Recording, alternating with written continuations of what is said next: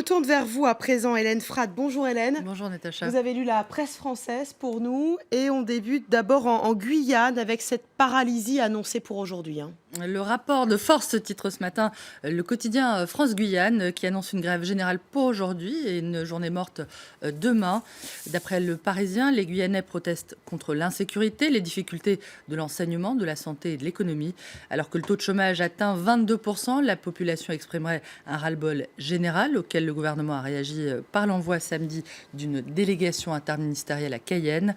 L'Humanité parle d'un mouvement social de très grande ampleur conduit par l'Union des travailleurs guyanais qui trouverait son origine dans l'exaspération de toute une population face au désengagement de l'État, la casse des services publics et la montée de la violence et de l'insécurité. La Guyane est un territoire ultra militarisé. La Légion étrangère et la gendarmerie surveillent en permanence les installations spatiales de Kourou. Et pourtant, l'insécurité est partout, témoigne un habitant, tandis que le Figaro cite le chiffre d'un homicide par semaine pour un territoire qui compte 250 000 habitants, mais aussi des dizaines de milliers de clandestins venus d'Haïti, du Suriname et du Guyana voisin. Le journal mentionne également l'augmentation du nombre d'orpailleurs clandestins, la prolifération des mafias de l'or et de la drogue, face auquel un collectif de Guyanais cagoulés et vêtus de noir, les 500 frères, aurait décidé d'agir.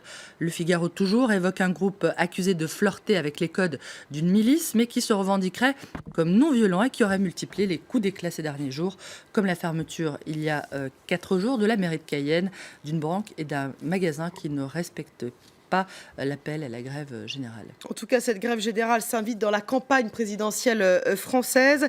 Les candidats à la présidentielle le commentent les uns après les autres et Emmanuel Macron, lui, explique que bloquer le fonctionnement de l'île ne peut être une réponse. Une déclaration lancée depuis La Réunion qui, contrairement à la Guyane, est bien une île.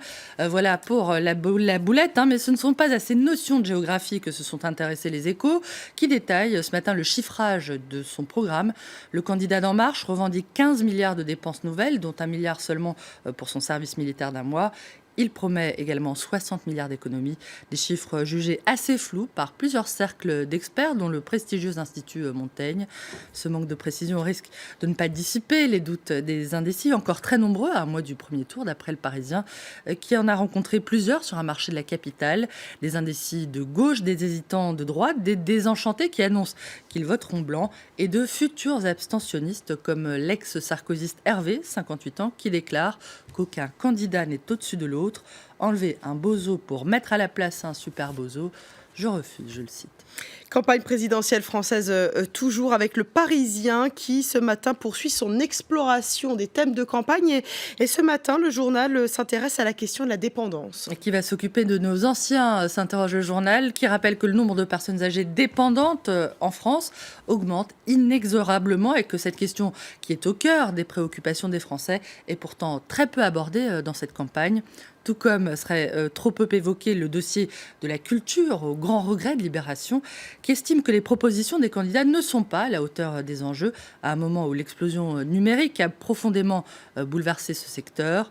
Le milieu culturel attend toujours que les candidats s'intéressent à lui, prévient Libé, tandis que l'opinion dénonce le manque de propositions et l'absence de vision à gauche comme à droite pour les ouvriers. Une classe ouvrière décrite comme oubliée et déboussolée pour le plus grand profit électoral du Front National de Marine Le Pen. Marine Le Pen qui a rencontré Vladimir Poutine, c'était vendredi dernier, mais la presse française en reparle ce matin. Cette entrevue avec le président russe aurait enfin offert à la patronne du FN une grande caution internationale, d'après le Figaro, qui juge cette rencontre décisive pour celle qui doit construire encore sa crédibilité présidentielle. Poutine n'a pas bonne presse en France, tant mieux, écrit le Figaro. Elle, qui dénonce le système, y voit une preuve supplémentaire de la rupture qu'elle prétend incarner. Cela lui permet de s'associer au président russe dans le camp des croyants de la nation, en enfermant tous les autres dirigeants français dans le camp des dévots de la mondialisation. Je cite, Poutine n'a pas bonne presse. Les centaines d'arrestations hier de manifestants, dont l'opposant et candidat à la présidentielle de 2018, Alexei Navalny, ne vont pas arranger l'affaire. D'après Le Monde, des milliers de personnes se sont rassemblées hier à Moscou et dans plusieurs villes du pays pour dénoncer la corruption du pouvoir. Merci beaucoup.